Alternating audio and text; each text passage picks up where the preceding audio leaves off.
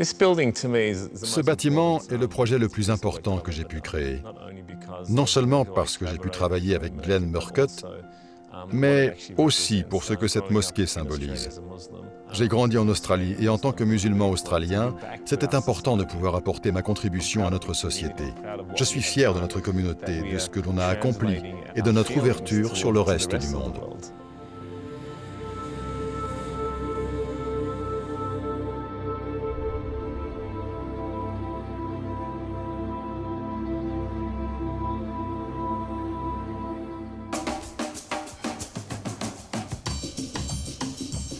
En Australie, Melbourne a la réputation d'être un endroit guindé et conservateur.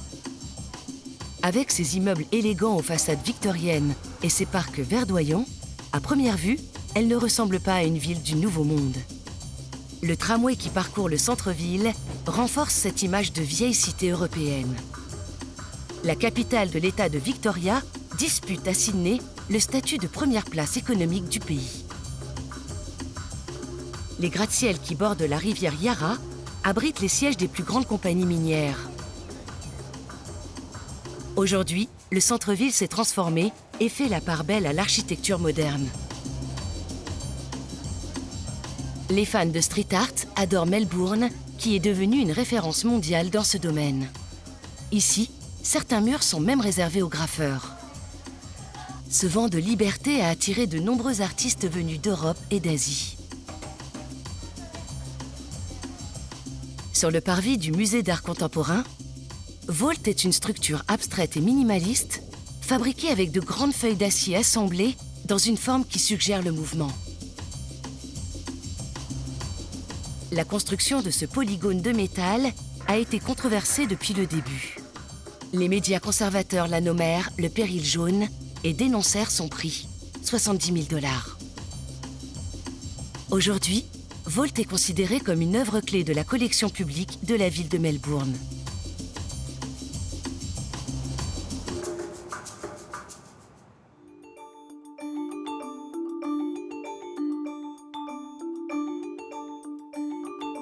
L'Australie est un pays multiconfessionnel et parmi les nombreuses religions pratiquées, l'islam représente 2% des croyants. À l'ouest de la ville, dans le quartier de Newport, un bâtiment à l'architecture moderne et épurée attire l'œil dans un paysage de banlieue en pleine transformation.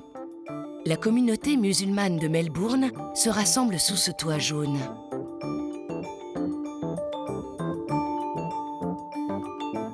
L'architecte Hakan Elevli a eu la chance de collaborer à la création de cette mosquée qui a mis 10 ans à sortir de terre.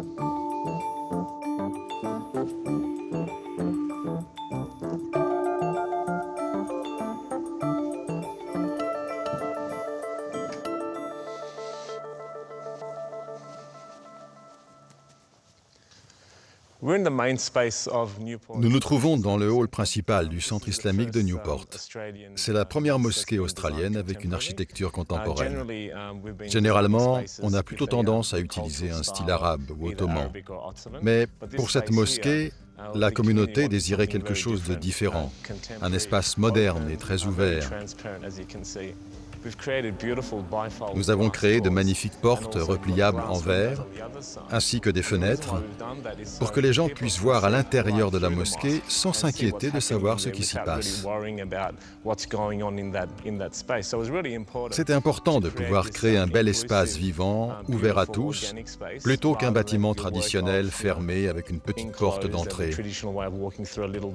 On ne voulait surtout pas ça.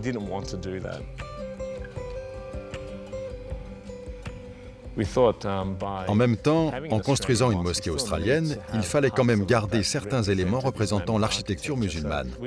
Nous avons donc étudié les différentes mosquées construites partout dans le monde, et l'élément architectural omniprésent était le toit en or. On s'est dit qu'il fallait installer des puits de lumière dorés. Nous avons donc une magnifique structure au niveau du toit qui reflète bien la lumière, quel que soit le moment de la journée.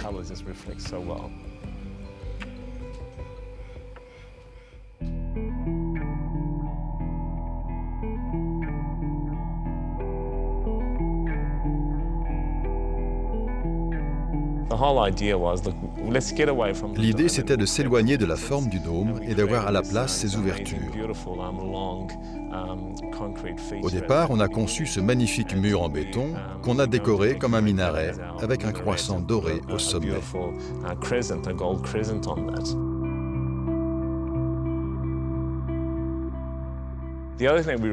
L'autre élément que nous voulions incorporer à cet espace étaient ces incroyables conduits de lumière multicolores.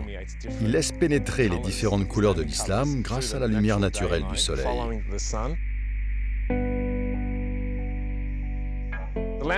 Les lanternes réfléchissent la lumière naturelle à travers leurs vitres colorées, que nous avons d'ailleurs fait venir de France. Et ces reflets colorés donnent un bel effet tout au long de la journée.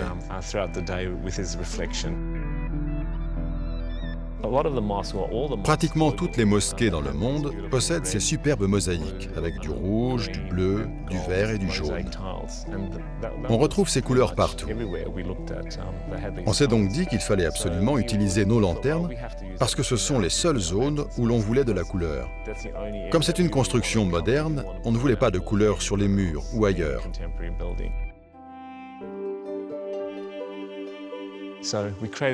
On a donc créé ces 96 formidables ouvertures qui projettent ces teintes sur le sol, ces magnifiques rayons lumineux qui entrent à différents moments de la journée, fusionnent et se mélangent au fil du temps.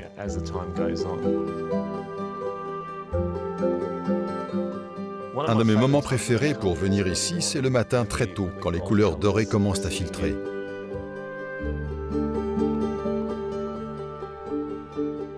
D'ailleurs, le jaune représente le paradis. C'est une couleur importante pour notre prophète. C'est vraiment incroyable de voir ce jaune se projeter sur le sol à travers les ouvertures. C'est aussi pour ça que j'adore ce bâtiment, parce qu'il représente de nombreuses communautés. Je suis moi-même un musulman pratiquant. J'adore ce que je fais et je n'imagine pas vivre autrement. Mais j'apprécie aussi tous ceux qui ne sont pas musulmans et je pense que le jaune reflète bien l'enthousiasme qui est propre à l'être humain.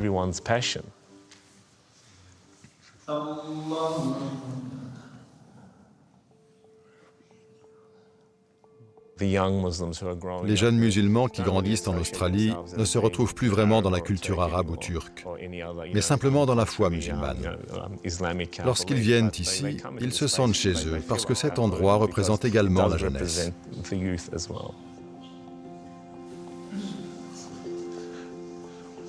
Ce bâtiment est le projet le plus important que j'ai pu créer, non seulement parce que j'ai pu travailler avec Glenn Murcutt, mais aussi pour ce que cette mosquée symbolise.